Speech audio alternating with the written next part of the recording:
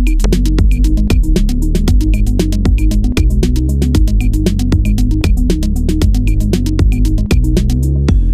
we're at Dillard Middle School, and we're here talking with Mark Colebrook. Hey, Mark, it's good to see you again. Good to see you. Yes, sir. Okay, we're getting ready to start the school year again. Now, we started at Goldsboro High School, Yes, what, sir. last week, week before last? Week before last. And now we're ready to start the rest of everything else here. Absolutely. All right. We're at Dillard Middle School, which All right. is a feeder school into Goldsboro High School. So we want to take care of them and show them the red carpet just like we did Goldsboro High School. All right, now how are you going to do that? What did you do?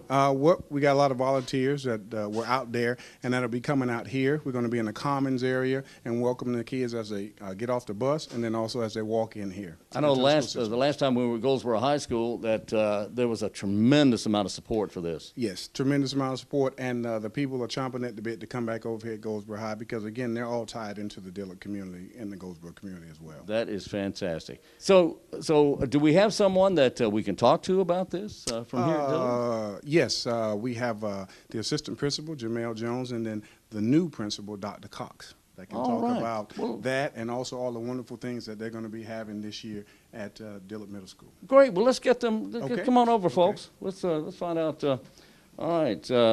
Dr. Cox, pleasure to meet you. How are you? Nice to meet you. I'm well. All right. Now, you're the new principal here. I am. All right.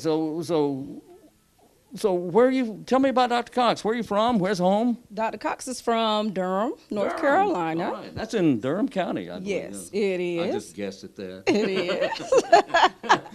Okay. And I am the former principal of Northwest Elementary. I was there for 10 years. Belfast Academy alternative school for a year and a half.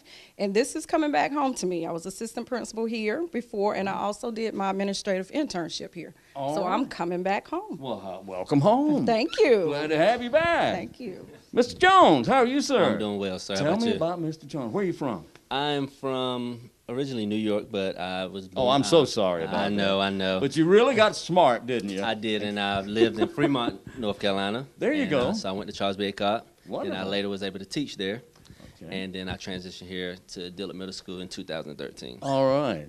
Excellent. Now tell me about Dillard Middle. Tell me about Dillard Middle School. Grades, what? Where are we starting? Dillard Middle School is a 6-8 middle school. Mm-hmm.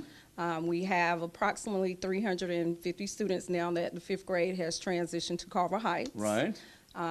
Brilliant students. Of course. Of course. Of course. Absolutely, with a brilliant administrator. So Absolutely.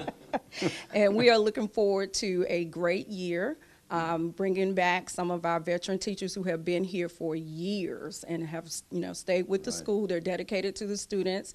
And we also have new staff as well. Wonderful. So we're looking to a great year. All right. That's exciting. Now, what do you do here? You're the assistant principal here. Now, what does that mean? Is that like vice president? You don't do a whole lot? You're just. I'm just teasing you. I hope you know that. I do. Okay. Actually, I kind of do a little bit of everything. Okay. And, at the pleasure of the principal, of course. So I kind of help oversee whatever the vision is and making sure that the day-to-day operation is running smoothly. Students dealing with parents. So it's a little bit of everything. Now, are you new to Dillard Middle, or have you been here a while? I've been here. This will be my 5th year here. 5th year? Yes, sir. Okay. With 300 and some students, they put the 5th graders somewhere else. Carver Heights. Carver Heights, okay. That's right around the corner. Right around the corner. Okay, all right. What would you say would be some of the more difficult challenges of a middle school that perhaps teachers might face, or even students?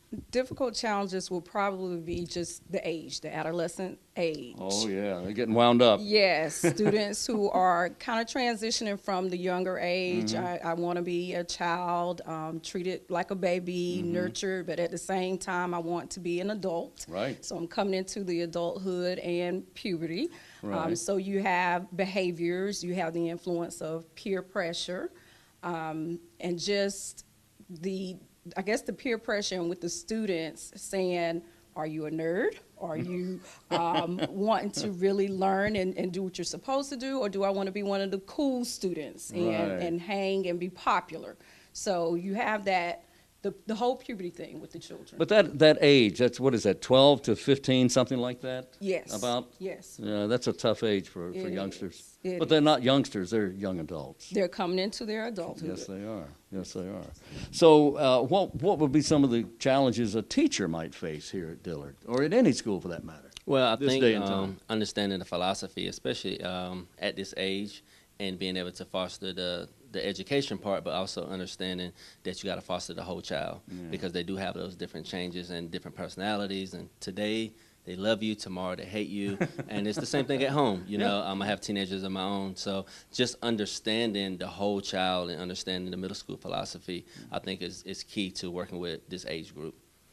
Is education itself has changed over the last couple of decades. Tremendously. Yeah, tremendously. In fact, just in a short amount of time, it's changed a lot. What would be just an overall philosophy now, briefly? Is there such a thing as a brief philosophy now? For me, the philosophy is the same now and forever, and that is all students can learn if given the proper resources. And in my opinion, that a proper resource is good teachers. It's not about programs. It's not about how much money you funnel into school. It's about enhancing that teacher and growing that teacher, showing that teacher how to improve, learning the student, building relationships, and knowing what the student needs as well as far as their weaknesses and their strengths. Oh, wow. Very good. I like that. So where do we go from here? Now, coming up on the 28th, I believe, the first day of school, Yes, sir. there will be people here from all walks of life welcoming the students. Now, the students going to enjoy this? They're going to be embarrassed? Or how are the students going to feel about all these people saying, hey, I'm glad you're here? How are they going to feel about it? Well, I think that everyone loves to be appreciated, even if we don't express that. So I think that they're going to be excited to see smiling faces welcoming them, because they're, again, that philosophy of the whole child, and just showing that you got support, and we're not here alone. So we have other people here that you can reach out to. So I think they're going to be excited. I think they're going to act a little shy, but I think that they're going to be excited to have that support. Yes. If I can add to that, I think it is important to know that the community cares.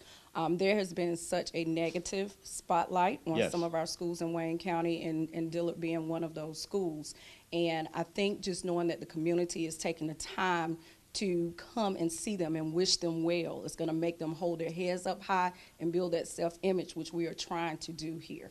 If the public recognizes that the students are here and they appreciate the students being here, that works both ways, doesn't it? Exactly. And I think it will really set the tone for what we're expecting of the students for the remainder of the year. Do you find that the students are more in tune with wanting to learn, wanting to be accepted, if they're accepted by the public? I If they do. know that they're accepted? I do. And for one, it makes them proud. And Exactly. it builds that, again, like I said, the self-image. And once they have the self-image, the esteem is high. And we know that once your esteem is high, then you can do anything. You're confident. Oh, And you're confident that you will make good grades and excel in life. And that confidence really helps them get through all this. Yes. It's tough at times, It really is. tough. Home life has an effect on the way they do in school. Yes. Peer pressure, you mentioned that. There's so many things, outside factors. Right. And affect it's important that parents let students know how important education is. I think sometimes parents are not influencing their children to see the importance of education because it may not have been important to them. But we have to instill that in our children because, as Mr. Jones said, I have children as well, and I want my children to exceed and be more successful than I am. So you have to instill in them that education is important. All right. Excellent. Well, Mr. Jones, good luck on the 28th. I appreciate you it, sir. speaking with us. Thank you very sir. much, sir. Thank you, sir. Dr. Cox, I thank you very Thank much for speaking you. with us. I hope everything goes well for you. Thank you. All right. And we're here at Dillard Middle School awaiting opening day.